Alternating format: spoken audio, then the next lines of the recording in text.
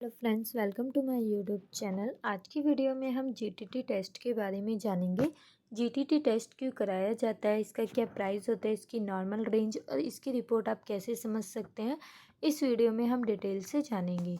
GTT test आपका two types का होता है। एक होता है ऑरल ग्लूकोज टॉलरेंस टेस्ट, जो कि आपका पानी पीकर जो है वो डायरेक्टली पानी ग्लूकोज जो है ग्लूकोज और पानी पीकर जो है आपका कराया जाता है। और एक होता है आपका इंटरवेनस ग्लूकोज टॉलरेंस टेस्ट, जो कि आपका सलाइन के थ्रू जो है चढ़ाया जाता है। ग्लूकोज जो है आपके नसों वीन्स के द्वारा जो है आपकी बॉडी में ग्लूकोज जो इंटेक्ट किया जाता है, उसके बाद जो है वो सैंपल दिया जाता है। तो सबसे पहले हम बात करते हैं oral glucose tolerance test. Oral glucose tolerance test को जो है ग्लूकोज टॉलरेंस टेस्ट भी कहा जाता है। ये प्रेगनेंसी के दौरान कराया जाता है डायबिटीज़ का पता लगाने के लिए। प्रेगनेंसी के 24 से 28वें वीक के बीच में जो है यह टेस्ट कराया जाता है। और ऑरल ग्लूकोज टॉलरेंस टेस्ट जो है वह गर्भवती महिला में गैस गैस्ट्रेशनल डायबिटीज़ का पता लगाने के लिए कराया जाता है। बात करें गैस्ट्रेशनल डायबिटीज़ क्या होते हैं, तो प्रेगनेंसी के टाइम जो है वो शरीर में इंसुलिन बन रहा है या ग्लूकोज की जो है सही मतलब ज़्यादा मात्रा तो बॉडी में प्रेजेंट नहीं है, जांचने के लिए जो है आपको यह टेस्ट कराया जाता है। इफ़ इनकेस अगर ये ज़्यादा होता है या ग्लूकोज नहीं बन रहा होता है तो उसको गैस्ट्रेशनल डायबिटीज़ कहा जाता है। और इसमें जो है आपका ब्लड शुगर लेवल जो है वो चेक किया जाता है ग्लूकोज पीने के बाद। ओरल ग्लूकोज टेस्ट की जो है प्राइस जो होता है वो 400 से 600 रुपये का होता है। इसमें आपको 10 से 12 घंटे की फास्टिंग जो है वो चाहिए होती है और इसमें ब्लड सैंपल दिया जाता है। इसमें आपका जो सैंपल दिया जाता है वो आपका 75 ग्राम या फिर 100 ग्राम जो है वो ग्लूकोज पीने के बाद जो है आपको सैंपल देना होता है। 250 ml वाटर में जो है आपको ग्लूकोज पी लेना होता है और जो पानी होता है वो आपको 5 से 10 मिनट के अंदर जो है वो कंप्लीट पीना होता है।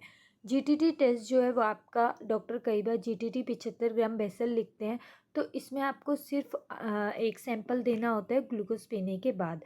एक होता है आपका जीटीटी 75 ग्राम प्रेगनेंसी में, तो इसमें आपको एक सैंपल खाली पेट देना होता है और एक सैंपल आपको ग्लूकोज पीने के 1 घंटे बाद देना होता है और एक सैंपल आपको ग्लूकोज पीने के जो आपने 1 घंटे बाद सैंपल दिया था उसके जस्ट 1 घंटे बाद आपको दूसरा सैंपल देना होता है।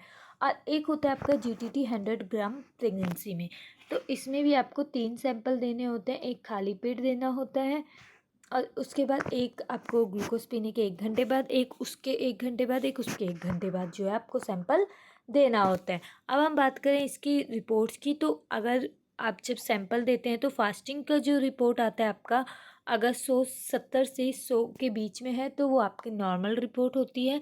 और पीपी भी आपका ग्लूकोज पीने के बाद जो आपकी वॉल्यूम अगर 70 से 140 के बीच में है तो आपकी प्रॉपर नॉर्मल रिपोर्ट बनाई जाएगी। अगर मान लीजिए फास्टिंग की वॉल्यूम आपकी 101 से 125 के बीच में है, बट ग्लूकोज देने के बाद जो रेंज है आपकी वो नॉर्मली है 70 से 140 के बीच में, तो उस कंडीशन को आपकी इंपीरियर फास्टिंग ग्लूकोज कहा जाता है। अब अगर मान लीजिए आपकी फास्टिंग की वॉल्यूम नॉर्मल है 70 से 100 के बीच में, बट ग्लूकोज की वॉल्यूम जो है वो हाई आ रही है 41 से 199 के बीच में, तो उस कंडीशन को जो है आपकी इंपीरियर ग्लूकोज टॉलरेंस कहा जाता है। अब अगर आपकी फास्टिंग की वॉल्यूम भी हाई आ रही है और ग्लूकोज पीने के बाद जो आपने सैंपल दिया है उसकी वॉल्यूम भी हाई आ रही है, तो उसको बोला जाता है pre diabetic condition.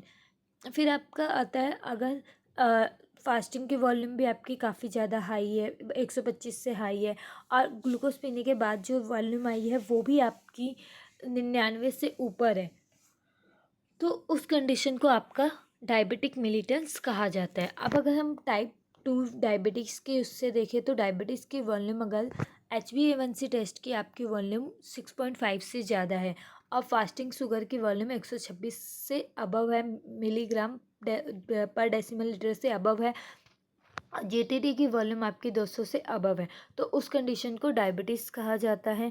Pre diabetic कहा जाता है अगर आपका HbA1c 5.7 और 6.4 के बीच में है तो। और अगर आपकी फास्टिंग की वॉल्यूम जो है 100 से 25 के बीच में है और ग्लूकोज की वॉल्यूम जो है 140 से 199 मिलीग्राम पर डेसिमल लीटर के बीच में, तो उसे प्री डायबिटिक कंडीशन कहा जाता है। और अगर आपकी 5.7 से कम वॉल्यूम है और फास्टिंग की वॉल्यूम भी आपकी 99 मिलीग्राम पर डेसिमल लीटर से कम है और 140 मिलीग्राम पर डेसिमल लीटर से कम आपकी जीटीटी की वॉल्यूम है, तो उस कंडीशन को आपकी नॉर्मल वॉल्यूम कहा जाता है। इसके अलावा फ्रेंड्स मैंने जीटीटी टेस्ट पर डिटेल वीडियो बना रखी है कि इसका सैंपल कब देना चाहिए, कैसे देना चाहिए और मतलब कितने टाइम इसके बीच में आप क्या क्या खा सकते हैं, क्या क्या नहीं। मैं इसका लिंक भी आपको डिस्क्रिप्शन में दे दूँगी, आप चैनल पे जाकर देख सकते हैं। Thank you friends.